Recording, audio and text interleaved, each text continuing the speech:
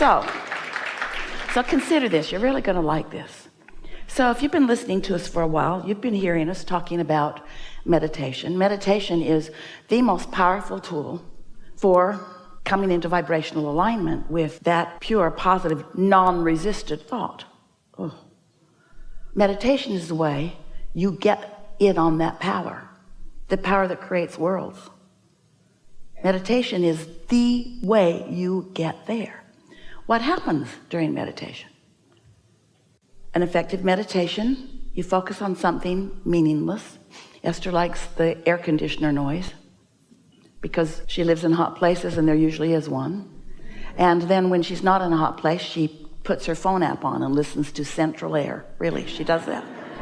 She does that. Central Air does not produce any judgment in Esther.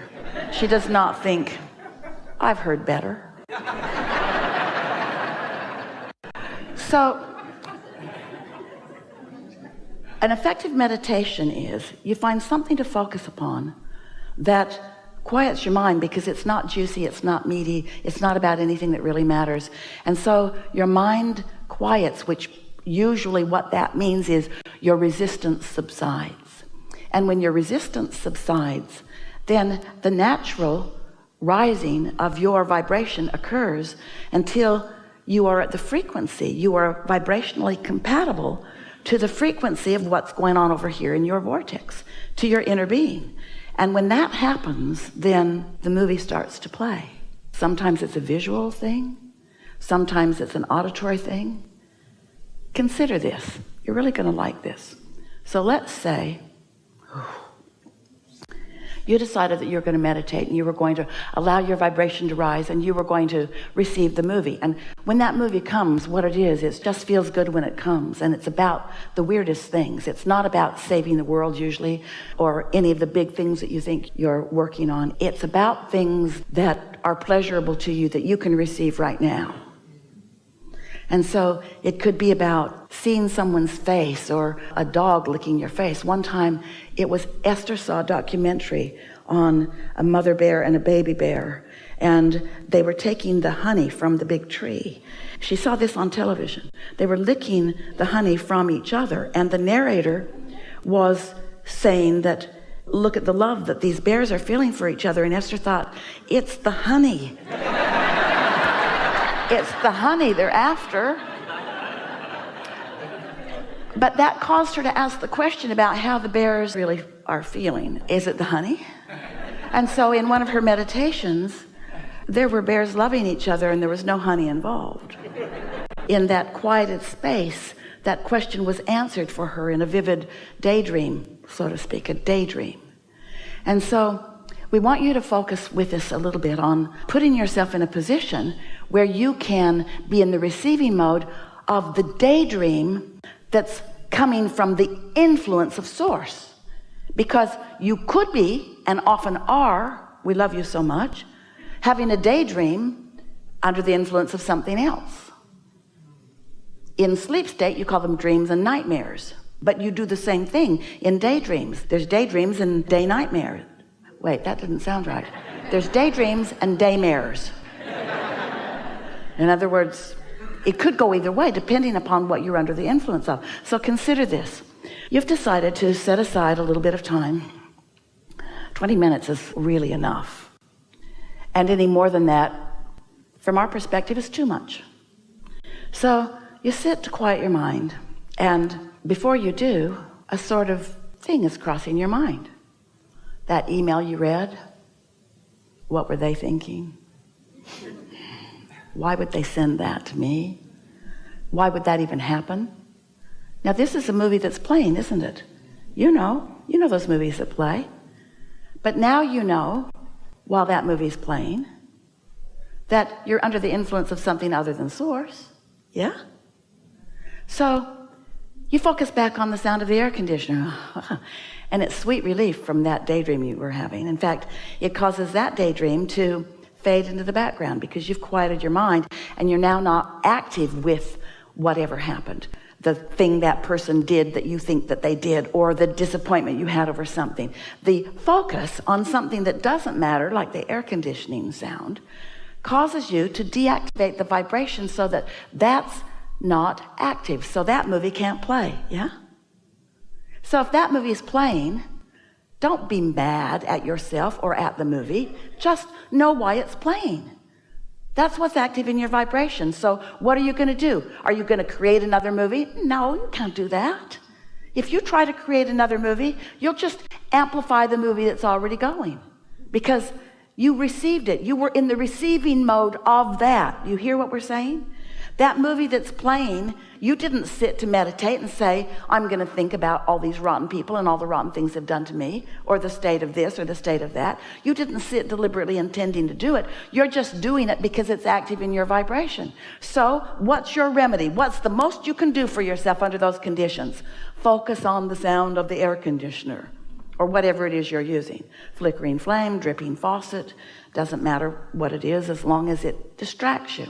So now you bring yourself back to that state of distraction, and you start to feel the detachment in your body.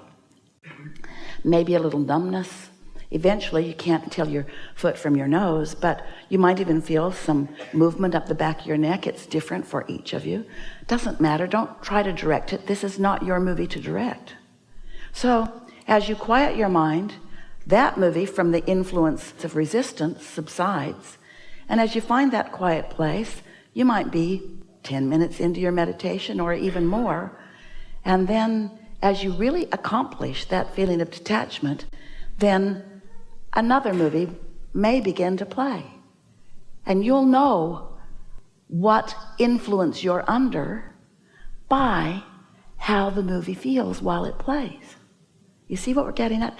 This is how you come to know what influence you're under. And it's your best chance of coming to know that, because when you're out in the world, life is coming at you so fast in response to the vibration that you've been offering. In other words, there's already a momentum going, and it's hard to break it.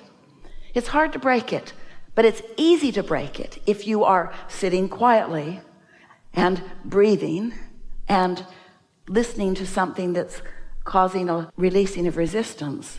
Even yesterday, as Esther sat to meditate, she got some of this movie, and then she focused again, and then she got some more of this movie, and then she focused again, and then she got some more of this movie, and then she focused again, and then that movie didn't come back, and another one began to play. You see what we're getting at? You have to find a way of showing yourself what influence you are under. And that doesn't mean that contrast won't come or that resistant things won't come. It just means you'll spend less time in them. Esther had a day the other day, problem solution, problem solution, problem solution, problem solution, problem solution, problem solution, because she's working on something. Problem solution, and then it sort of flipped. Solution, solution, solution, and then it was problem solution, so close together that she has a stream that flows through her garden, and someone was coming, and it mattered to her that when they got there, they could experience the deliciousness of this stream.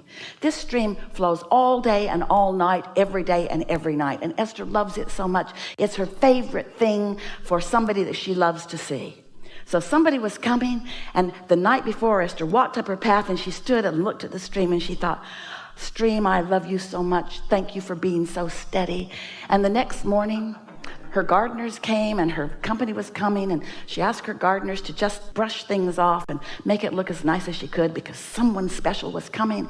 And she went out, and the stream was not running, because the gardeners decided this would be a good day to clean the filter.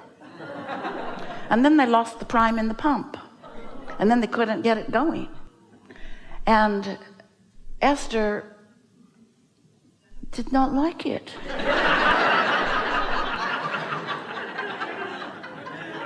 She didn't like it so much,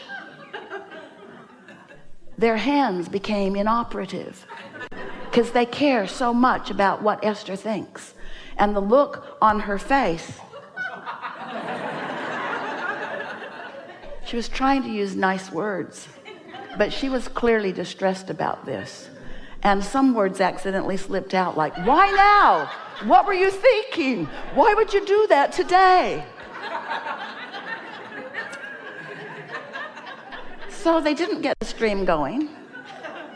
And the next day they didn't get the stream going either. And the next day they didn't get the stream going. And so Esther's sitting to meditate. The movie that's playing is They Killed My Stream. And I'm going to kill them. And then she remembered what we've been talking about. She remembered that her vibration, her point of attraction cannot be about what's happening. Otherwise, nothing can ever change. It can't get better. It can't get better until your vibration is in a place where you let what you want in. So never before has she wanted that as much as she now wants it. But never before had she been more contradictory to her own desire, because the reality had gone on for 3 days. So now she's meditating, listening to the damn central air.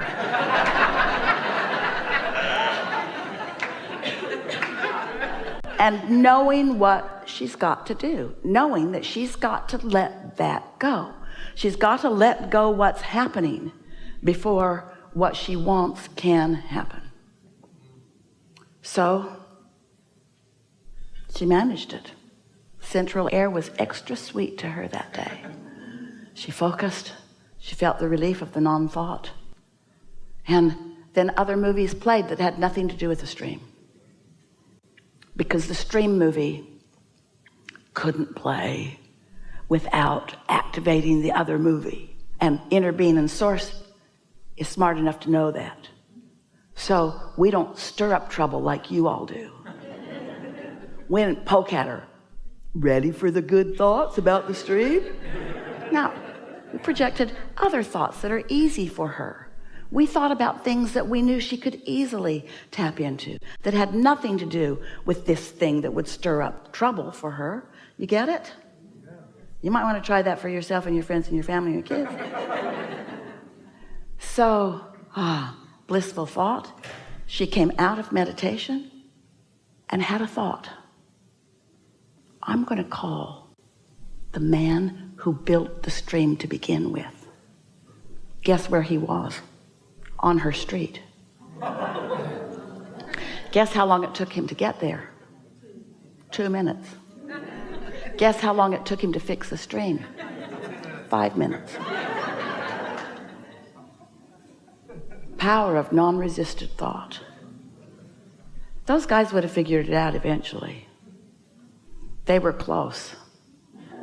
But Esther's doubt was too strong. A lot of well-intentioned people are hovering around you, incapable of giving you what you want because your expectation is working against it. Yeah.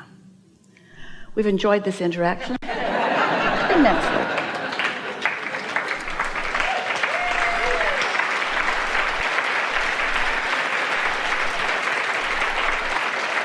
So, what do you want to talk about? Stuff. Start right here.